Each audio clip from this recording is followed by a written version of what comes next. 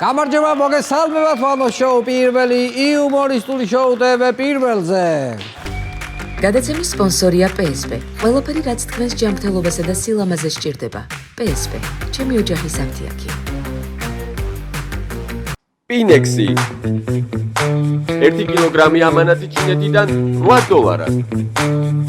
მიწოდება 5 დღეს.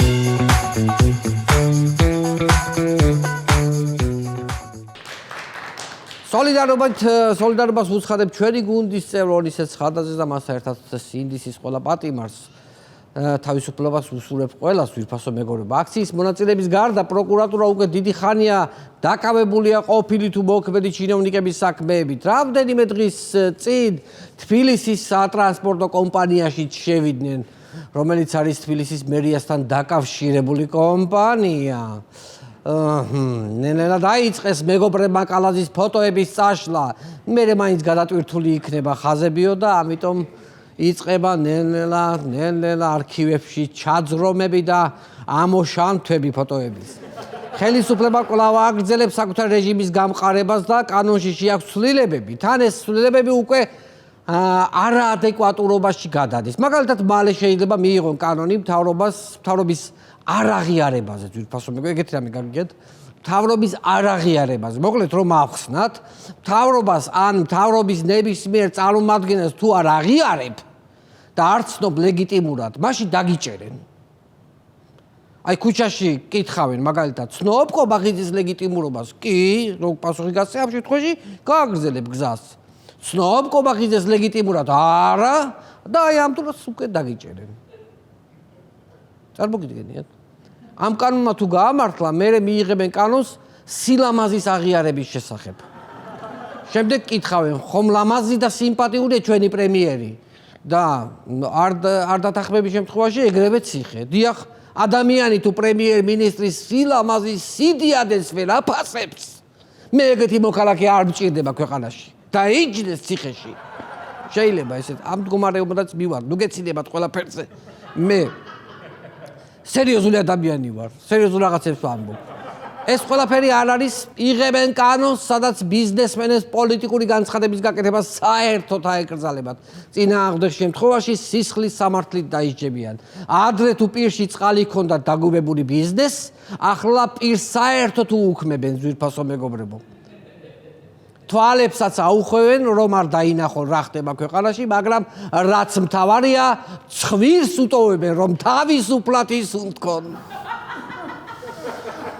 მე მგონი ამათ, ვირფასო მეგობრებო, აი ამ კანონით ბიძინას დაჭერა უნდათ. აბა, ესე იგი, იმიტომ რომ პოლიტიკურ განცხადებებს ვინ დაეძებს, ეს კაცი პირდაპირ ქვეყანას მართავს. და ამ კანონის მიხედვით დაჭერა კი არა, მე მგონი სამუდამო პატიმრობის მუხლით შეიძლება მიუყენონ, იმიტომ რომ რა ვიცი, ეგ ბიზნესმენია, ეგ კაცი და პოლიტიკაშია თავიდან ბოლომდე და ქვეყანას მართავს და რა ვიცი, ეს კანონი ალბათ წესით პირველი მაგას უნდა მიუდგეს. მთავრობა კიდევ უფრო ამკაცრებს გრანტების კანონს, ადრე თუ მხოლოდ არასამთავრობო ორგანიზაციებს ეხებოდა, ახლა შეეხება ყველას და ყველაფერს. ემიგრანტების გზავნილებს, YouTube პლატფორმაზე განთავსებულ პოლიტიკურ პოდკასტებს შეიძლება ვერ დაიჯეროთ, ამიტომ ვნახოთ ოცნების პრემიერ-მინისტრის კომენტარი ამასთან დაკავშირებით. პოლიტიკური პოდკასტი, პოლიტიკური ვიდეო უცხოური დაფინანსებით ქვეყნის სუვერენიტეტის ხელყოფის მცდელობაა. ამას არეგულირებს კანონი, რომელსაც ვიღებთო. გაიგეთ?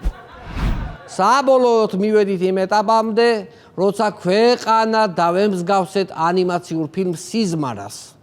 მეფე ხომ კანონებს იღებს იმ მულტფილმში. ამას დახრეთ და იმას ჩამოხჩობა, ამას დახრეთ და იმას ჩამოხჩობა. საკუთარი მინისტრები, ომის მინისტრი, ჭამის მინისტრი და პირველი მინისტრი ხომ ჩაყარა ციხეში. ახლა ერთადერთი ის დარჩა ოცნებას, რომ ჩვენი სიზმრების გააკონტროლონ. იმედია, დასასრულიც ისეთი იქნება, როგორც აქ არის, აი ამ ანიმაციურ ფილმში. აქეთ პატიმრების თავისუფლება, იქით ახალი არჩევნები, უკან კიდე ევროკავშირის ვარსკვლავები. ასე გადაიშლება. გრანტების კანონზე დასავლელი პარტნიორები ოცნებას მოუწოდებენ, რომ არ გადადგან ეს ნაბიჯი, მაგრამ ქართული ოცნება მაინც ჯიუტად აგრძელებს საკუთარი გეგმების შესრულებას. ნახოთ, როგორ გამოეხმაურა გრანტების კანონის ირგვლივ შექმნილ აჟიოტაჟს ოცნების ახალი ფალავანი ოღონდ სუბუქ წონაში ლევან მახაშვილი, ნახოთ მისი განცხადება. ძაღლი ყეფავს, ქარავანი მიდისო, როგორც იტყვიან. ყეფავს არა, ყეფულობს უფრო. და ზოგადად რომ იცოდე, რაც მოგივა დათო, ყველა შენი თავთო. არ ვიცი, ანდაზები მაინც ისწავლეთ, კაცო, მაგრამ არ ამგონია ყორანი გავათეთროთ, რაც არ უნდა ვხეხოთ. ესეთი ანდაზებია. ძაღლი ყეფავს, დიახ, მე მეცაც გეტყვით, მეგობრებო, ისი არ წვიმავს, როგორც ქუხავს.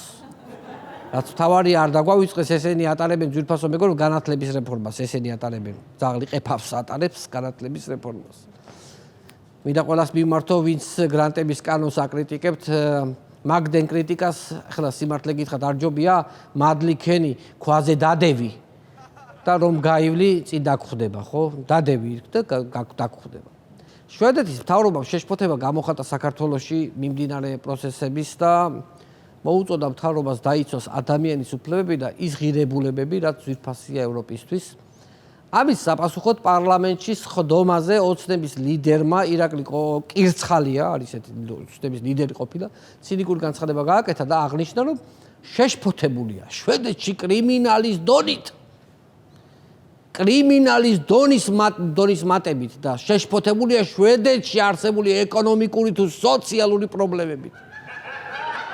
აი, ისეთი მაგარი იუმორისტული გამოსვლა ქონდა ირაკლი რა, აი ძალიან მაგარი რა. ბოლოს ანეკდოტით უნდა დაგესრულებინა. შვედი ქალო ბუტკაშიო, შვედი ქალო, არ ვარ შვედიო. შვედი ქალო ბუტკაშიო, შვედიო და არ ვარ შვედიო და შვედი ქალო ბუტკაში ხო ხედავ რა დღეშია შვედეთიო. დალაგდება სიტუაცია და მე გამოდიო. მაგარი ის გამოვიდა ეს თვითონ ხუმრობა და იუმორის ანეკდოტური იუმორი, ხო. კახეს მოუყევი მე ეს იქ სუფრები ხო არის თქვენთან და მაგას უყვარს ეგეთები რა.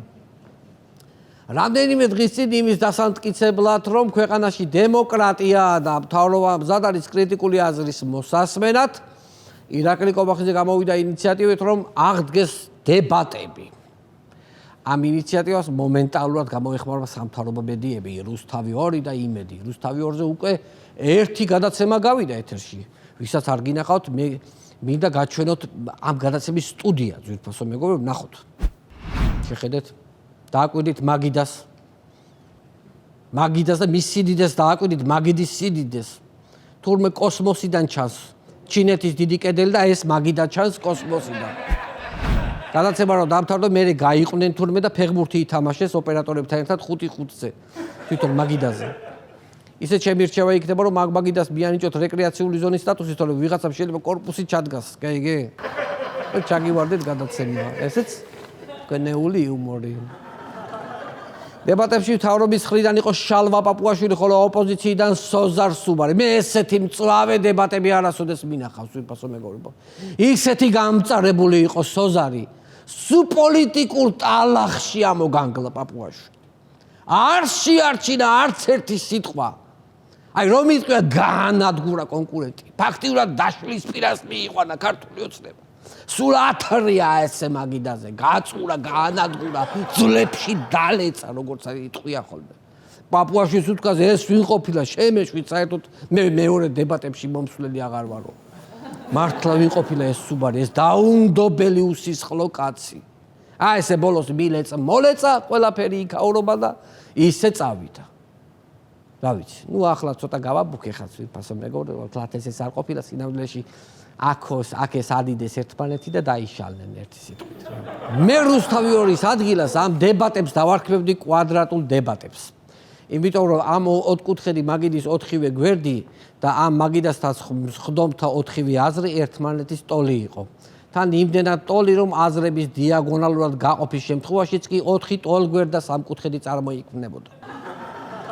ვისაც მათემატიკური იუმორი გიყვართ, ეს თქვენთვის არის. აუცილებლად მინდა შევეხო ივანე ჯავახიშვილის სახელობის უნივერსიტეტისა და ტექნიკური უნივერსიტეტის გაერთიანების თემას. ქართული ოცნების მომხრე პროფესორებმა ბიძინას წერილი მისწერეს. იქნებ ჩაერთოთ თქვენს ბატონო ბიძინა ამ საკითხშიო და გვიშუ ამდგომლოთო. ანუ ამათ გონიათ, რომ თითქოს ბიძინამ არაფერი არ იცის. რაღაც გაუგონარსი ბრიყვესთან გვაქვს საქმე, ძვირფასო მეგობრებო. ბიძინა არაფერი არ იცის კი არა, სავარაუდოდ თვითონ ბიძინას იდეა. მართლაც რომ ეს იდეა და უკვე მოზომილიც ექნება, რომელიც შენობა გაასწოროს მიწასთან ზედ რამდენიმე სართულიანი შენობა დადგას. აი ზუსტად იმას მაგონებს ვარლამ არავითარ თითქოს რომ არ იცის ეკლესიის დაანგრევა, რომ უნდათ და დიდგვაროვნებთან მათ დასანახად რომ გმობს ამ ყველაფერს. აი რაღაცა აი ამ სცენას გავს ეს ყველაფერი. განსაკუთრებით ტექნიკური უნივერსიტეტის ლექტორები არიან გაურკვევლობაში, შეიძლება უმუშევრად დარჩნენ, თან ვერც აკრიტიკებენ, თან ეს გაერთიანებას არ მოსწონთ, თან ვერც აქებენ. ერთი სიტყვით კარგად რომ დაიმახსოვროთ, რა ვიცი, აი ქოცი ხართ თუ არა ქოცი, ამას არა აქვს არანაირი მნიშვნელობა. ბიძინას უსამართლობის აკლემი ყველას კართან არის უკვე დაჩოქილი და ფრუტუნებს. არ ვიცი, მე რამდენად უნდა გითხრათ ეს სიბრძნე, მე რამდენად უნდა გაგიმეოროთ. ხო შეიძლება რომ გაიგოთ ერთხელ და სამუდამოდ. აუცილებელი ხომ არ არის კაცო, აი იმ ფილოსოფოს შათირიშვილივით მეც წერილები ვაქვეყნო და ისე დამიჯეროთ. იმისი ხო გჯერათ და ჩემიც დაიჯერეთ, ხო შეიძლება პირდაპირ გელაპარაკებით, თვალებში გიყურებთ. მოკლედ ესე იგი უნივერსიტეტების გაერთიანება ყველაზე ოსტატურად გააправა ქართული ოცნების მჭერმეტყველმა ბატონმა ლადო კახაძემ, ნახოთ მისი ბაგეებიდან გადმოღვრილი სიბრძნე. ეს არის დიდი ოკეანე. ჩვენ გვაქვს ორი დიდი ლაინერი. მოხდება ამ ორი ლაინერის გაერთიანება და ცალ-ცალკე ცურვის მაგივრად კატამარანი იქნება. აი ესე თქვა, აი მართლა ესე თქვა, როგორც მე ვაცხადებ. აი ესე გამოაცხ, აი სუმა კანკალებს ხოლმე აი ლადო კახაძის, აი ამ უკიდეგანოს სადღე გრძელოებს. აი ლიქვნელობის რასაფეხურია იცით, აი ტანში რო შეგაძაგძაგებს და თან ცოტა გულისრევი სპაზმიც რო წამოგივა და ნოშპაც რო არ გშვენის. მაგრამ თვითონ არაფერს რომ არ გძნობს ამ დროს, რადგან ეს მისი ბუნებრივი მდგომარეობაა, რომელიც ყველა მთავრობის პერიოდზე იდეალურად მუშაობს. იდეალურად. მე ბატონ ლადოს აზრს გავაგრძელებ და ვიტყვი რომ ძალიან მომწონს ეს გაერთიანების იდეა. ჯერ უნივერსიტეტები გააერთიანდეს, მერე ბანკები, მერე ბათუმის და თბილისის დინამო, მერე იმედი და პირველი არხი, მერე საქართველო და რუსეთი და ორი დიდი ლაინერის ნაცვლად მივიღებთ ერთ საბჭოთა კატამარანს, რომელიც უნდა შეკაროთ ყველა ადამიანი, ასე მოაზროვნე ყველა ასე მოაზროვნე ადამიანები და გაგიყვანოთ შუაზღვაში და უსასრულო კრუიზში გაგიშვათ. საინტერესო განცხადება და ამავდროულად წამოწდენა გააკეთა ოცნების უძლიერესმა პოლიტიკოსმა დეპუტატმა ნინო წილოსანმა. ნახოთ რა თქვა მან. სტუდენტები უნივერსიტეტების გაერთიანებით ალბათ ყველაზე გახარებულები აღმოჩნდებიან, რადგან დიპლომებს ჯავახიშვილის სახელობის უნივერსიტეტის სახელით მიიღებენ. ანუ ამით თქვა რომ გპი უქმდებაო ფაქტიურად, ანუ ტექნიკური უნივერსიტეტი უქმდება და მაგის ჯღან დიპლომებს არ აიღებთო. შეურაცხყოფა მიაყენა ყველა სტუდენტებს, ლექტორებს, ყველას მთელ ტექნიკურ უნივერსიტეტს. ერთი ისავრ თქვავს, ფურას გავხართ თქვენ უპატრონოებო.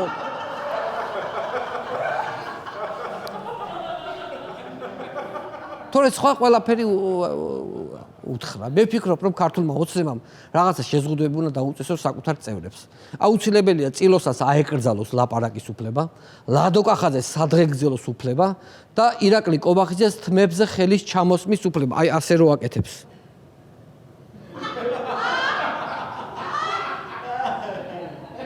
თან ვერც ვიგებ ამით რას აკეთებს, თმებსაც არ ივარცხნის. აი რაღაცა ასე დადელა და ესე გააგრძელებს. აი რას აკეთებს ამ დროს ვერ ვთქვი. მინდა საინტერესო სტატისტიკა გაგაცნოთ მეგობრებო, როგორც ირკვევა ქართული ოცნების ჩინოვნიკებმა სმაჭამაში მარტო იანვრის თვეში 400,000 ლარი დახარჯეს რესტორნებში. იანვარი ხარჯიანი თვე იყო, ეხლა სიმართლე რომ გითხრა, იქ 1 იანვარი, იქ ბედობა, იქ შობა, იქ ნათლისღება. წარმოიდგინეთ ჩინოვნიკების მუცლის ამოსალსებად რამდენი გადაუდებელი და აუცილებელი მიზეზია იანვარში. როცა თავს ზემოთ ძალა არ აგვაქვს, იძულებული ხარ ხალხის ფული ჩასახეთქად ყველანაირ ზომებს მიმართო. მოდი გადავიდეთ თემაზე, რომელიც ყველა მოქალაქეს ეხება. ხომ გახსოვთ წინა კვირებში რომ რა ამბავი იყო პროდუქტების ფასებზე. იქმნებოდა კომისიები, მსჯელობდნენ, როგორ უნდა დაწყებულიყო პროდუქტების ფასები, ბაზარზე დაწეულიყო, 1000-მა ვერსიამ გაიჟღერა ხო და აი ზუსტად ეგ პროდუქტები კიდევ უფრო გაძვირდა, ძვირფასო მეგობრებო, სტატსტატმა გითხრა ამ კვირაში. მაგრად იმუშავა კობახიძემ, ძალიან მაგრად იმუშავა. იქნება ამ თემაზე აღარ შეიკრიბოთ ხოლმე რა და იმ გაძვირებულ ფასებს მაინც რომ დაუბრუნდეს პროდუქტები, რაც თქვენ შეკრებამდე იყო. ახლა ხო გაძვირდა და ჩვენ გვინდა ის გაძვირებული ისევ გაიაფთეს და დაუბრუნდეს იმ გაძვირებულ ფასს, რაც გაძვირებული ერქვა მანამდე. მიხვდით? ყველაზე საინტერესოა ფასების შემსწავლელი კომისიის წევრებზე ინფორმაცია. მოდით ნახოთ, ვინ შედის კომისიაში, აი ფასებს რო სწავლობს. ნახოთ, ფასების შემსწავლელი კომისიის 8 წევრიდან 7 მილიონერია. ანუ ადამიანთა ჯგუფი, რომელთაც პროდუქტებზე გაზრდილი ფასის პრობლემა არც კი შეხებიათ, უფრო მეტიც ეს უკანასკნელი პრობლემაც არასდროს აღუქვამთ, ცდილობენ ამის მოგვარებას, ანუ მილიონერები გვიგვარებენ ფასებს. ეს იგივეა მტაცებელი ცხოველები რომ შეიკრიბონ ტყეში და ირმების უფლებების დაცვაზე იმსჯელონ. მილიონერი დეპუტატების კომისიის დაკომპლექტებას დიდი გამოხმაურება მოჰყვა ოპოზიციაში. ნახოთ როგორი განცხადება გააკეთა ამასთან დაკავშირებით ნინო წილოსანმა. დაუკვირდით ძვირფასო მეგობრებო. უკვე დადასტურებულად ბოლშევიკმა ნაცებმა პოსტზე გამოაცხეს კომისიის წევრების შემადგენლობაში მილიონერი დეპუტატები არიანო. ვინმეს გახსენდებათ იდეოლოგია გარდა ბოლშევიზმისა, რომელიც სიმდიდრეს ებრძოდა. გაიაზრეთ რა თქვა, ანუ მილიონერებს გვებრძვიანო, ძვირფასო მეგობრებო, მე მებრძვიან მილიონერს, ეს ხო ბოლშევიზმია, მე რომ მილიონერი ვარ და ეს მებრძვის ბოლშევიზმი აბა არისო. მართლა რაღა იყო ხალხო, რაღა იყო. ალალი ჩინოვნიკები არ გიყოთ სამიზნეთ, ახლა მე ამით მილიონერებს დაერიეთ, ხო? თქვენ მილიონერობა ადვილი ხომ არ გონიათ? იცით თქვენ უკანონო ნებართვის აღების დროს ან ბავშვთა გასართობის სივრცის ადგილას კორპუსის აშენების პროცესში რამდენი სირთულეს აწყდება კეთილშობილი მილიონერი? იქ მშენებლობის ხარჯები, იქ იურისტები, ქთამის გამაზვა, აქეთ ბულდოზერები და რა ვიცი 1000 რამე. უკანონოდ გამდიდრება თქვენ ადვილი საქმე გონიათ? ეგ ცხელი სუპი და თვის ბოლოს სოციალური გერჩივნოთ იმ ტანჯვას, რასაც ჩვენი მილიონერები გადიან. აი ეს ხალხი რა ტანჯვასაც გადის. ეს სუპი გერჩივნოთ მართლა. ვიწვევი მე ამათი ცოდვით რამდენი შრომა უნდა მართლა. მონოლოგის ბოლოს შეჯაბრება რომ გავაკეთოთ ძალიან რთული მდგომარეობაა ქვეყანაში, ოპოზიციამ უნდა მოიკრიბოს ძალა და უნდა გადადგას კონკრეტული ნაბიჯები. მაგრამ როგორ? ახალი კანონით ბიზნესმენებს ეკრძალებათ განსხვავებული აზრის დაფიქსირება, ხალხი YouTube-ზეც უკვე პოლიტიკურ პოდკასტებს ვეღარ გააკეთებს, ერთი სიტყვით პოლიტიკოსი პოლიტიკაზე მხოლოდ სახლში თუ ილაპარაკებს ძვირფასო მეგობრებო, თორე სხვა ნებისმიერ შემთხვევაში დაიჭერენ. მაგრამ დარწმუნებული ვარ რომ ჩვენი პოლიტიკოსები არ დანებდებიან ძვირფასო მეგობრებო. ისინი კრიტიკას აუცილებლად გააგრძელებენ. გამოვლენ და აივნიდან იყვინებენ კოცების დიქტატურაზე. სამეზობლოში ივლიან და იქ იჭორავებენ ოცნების ამ დამპალ რეჟიმზე. სარდაფიდან კომპოტის ამოტანისა მთელ სადარბაზოში იყვირებენ ცეცხლი ოლიგარქიას. ხოლო რაც შეეხება ხალხთან შეხვედრას, სახლში სპეციალურად გებრიელ საჭმელს გააკეთებენ, რომ სუნით შემოიტყუონ მეზობლები და გარშემო მყოფი ხალხი სახლში და იქ გაიმართოს პოლიტიკური დისკუსიები. ოღონდ კანონის ჩარჩოებში, რა თქმა უნდა, კანონს ვერ დავარგეთ. ჩვენ კანონს არ ვარგეთ. ჩვენ მათ არ უნდა დავემსგავსოთ. ჩვენ მათ არ უნდა დავემსგავსოთ, ძვირფასო მეგობრებო. აი ეს ბოლო ფრაზა მომწონს ყველაზე ძალიან. ჩვენ მათ არ უნდა დავემსგავსოთ. ოცნებამ ყველანაირი უკანონობა თავზე დაახია, დაიჭირა, რა ვიცი, დაატყვევა, ბოლოს ყველა გააუქმა და ესენი იძახიან, ჩვენ მათ არ უნდა დავემსგავსოთ. აი როდემდე უნდა ვიყოთ აი ამ პოლიტიკურ იდიოტიზმში ძვირფასო მეგობრებო მე არ ვიცი. აი ბოდიში ავღელდი რა, აი მართლა ავღელდი ესე გადაცემა მონოლოგის ბოლოსაც. ცოტა თუ არ დავწყარდი ისე სხვანაირად არაფერი.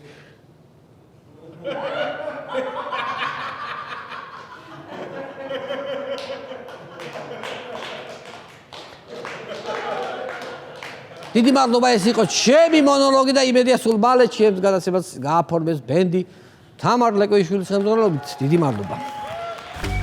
გადაცემის სპონსორია PSP. ყველაფერი რაც თქვენს ჯანმრთელობასა და სილამაზე სჭირდება. PSP. ჩემი ოჯახის აფთიაქი. Pinexi. 1 კილოგრამი ამანათი ჩინეთიდან $8. მიწოდება 5 დღეს.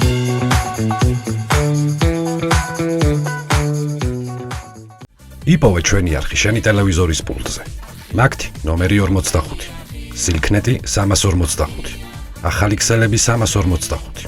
მარტივი 45.